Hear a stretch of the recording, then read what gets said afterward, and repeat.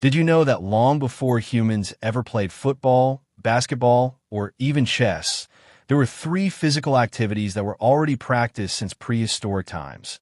And today, they are known as the oldest sports in human civilization. These sports are hunting, running, and wrestling. Let's start with hunting. In ancient times, hunting was not a hobby or a competitive sport. It was a matter of survival. Our ancestors relied on hunting to feed themselves and their communities.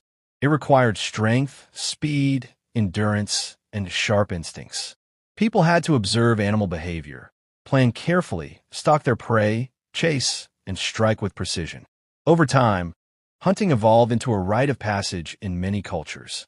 For example, among the Maasai tribe in Africa or the Inuit in the Arctic, hunting became more than surviving. It became tradition. In some communities, it was even turned into a competitive ritual, a test of manhood and bravery. Next is running, one of the most natural and essential human movements. In the early days of mankind, running was crucial, not just to chase prey, but also to escape from predators. It was a vital skill, deeply connected to our ability to survive. Ancient civilizations like the Egyptians, Greeks, and Mayans all held running competitions as part of their religious ceremonies or public festivals. In fact, the very first Olympic Games held in Greece in 776 BC featured running as the main event. This shows how universal and respected this sport has always been. And finally, there's wrestling, the art of controlled physical combat. As human societies grew and conflicts arose, people often settled disputes through physical contests rather than lethal fights.